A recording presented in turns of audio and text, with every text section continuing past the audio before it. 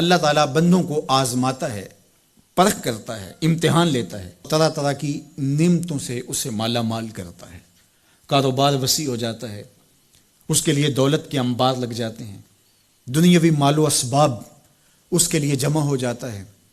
منصب ملتا ہے، عہدہ ملتا ہے، اقتدار ملتا ہے، شان و شوکت ملتی ہے، لوگوں کے دلوں میں اس کا گھر بنتا ہے، تو اس کے ذہن میں یہ بات آتی ہے کہ میرے رب نے مجھے جو عزت دی ہے میں اس کا استحقاق رکھتا تھا، اور میں اگر اس لائق نہ ہوتا تو مجھے کیوں نوازا جاتا، تو گویا میرا رب میرے اوپر راضی ہے۔ اور پھر جب محفل نعت میں مہمان خصوصی بھی بن گئے تو پھر تو ان کے نفس کو اور تسکین مل گئی۔ جب پیر صاحب نے بھی ان کو ہی اہمیت دی تو پھر انہیں لگا کہ واقعہ ہی ہمارا رب ہم پہ راضی ہی ہے، تبھی تو ہمیں مذہبی طبقوں کے اندر بھی اہمیت مل رہی ہے، حالانکہ وہ جانتے ہیں کہ ہم نے یہ دولت کیسے حاصل کی ہے،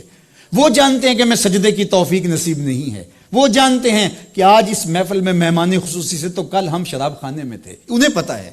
لیکن اس کی طرف توجہ نہیں جاتی، سوچتے نہیں ہیں، بلکہ وہ یہ سمجھتے ہیں کہ ہمیں یہ جو عزت مل رہی ہے یہ اللہ تعالیٰ کی طرف سے ہماری کسی قبولیت کی وجہ سے یہ عزت ہے، حالانکہ یہ ان کی آزمائش تھی، ان کا امتحان تھا۔ دوسری بات، وَأَمَّا إِذَا مَبْتَلَاهُ، اور جب اللہ اس کو آزماتا ہے، فَقَدَرَ عَلَيْهِ رِزْقَهُ، اور اس کے رزق کو تنگ کرتا ہے، اس کو آزمائش کی بھٹی میں ڈالتا ہے، فَيَقُولُ رَبِّي أَهَانَنِ، تو پھر وہ چیخ اٹھتا ہے، میرے رب نے تو مجھے ذلیل کر کے رکھ دیا۔ بیماری آ جائے، ابتلا میں مبتلا ہو تو وہ کہتا ہے کہ میرا رب مجھ سے ناراض ہو گیا، تو یہ انسان کی کج فکری، ایسا نہیں ہے۔ کسی شخص کو دولت کا دیا جانا یہ اللہ کی رضا کی دلیل نہیں ہے، اور کسی شخص کو غربت کے امتحان میں ڈالا جانا یہ اللہ کی ناراضگی کی دلیل نہیں ہے۔ حضرت امام رازی نے لکھا ہے کہ مکے سے لے کر طائف تک 70 ایسے نبیوں کی قبریں ہیں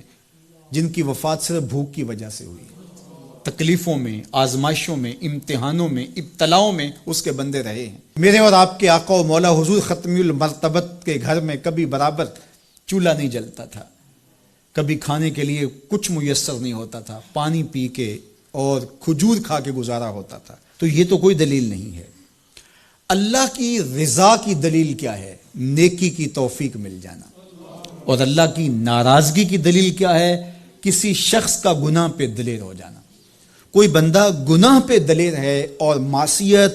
نافرمانیاں، اللہ کے حکموں کو توڑنا اس کا مزاج ہے، تو سمجھو اللہ اس سے ناراض ہے۔ اور اگر کسی کو اللہ نے سجدے کی توفیق دی ہے، کسی کو اللہ نے اپنے راستے میں خلوص کے ساتھ خرچ کرنے کی توفیقات عطا کی ہیں،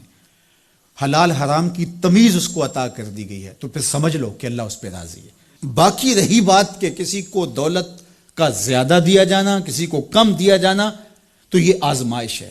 اب جو اہل ایمان ہیں، اللہ کے بندے ہیں، وہ کیا کرتے ہیں؟ جب دولت زیادہ ملتی ہے، اقتدار ملتا ہے، منصب ملتا ہے، تو بس اللہ کے شکر کے دائرے میں آ جاتے ہیں، اور جب مصیبت آتی ہے، تکلیف آتی ہے، اذیتوں میں مبتلا ہوتے ہیں، تو پھر وہ یہ نہیں کہتے کہ ہمارے رب نے ہمیں ذلیل کر دیا، بلکہ وہ اس پہ صبر کرتے ہیں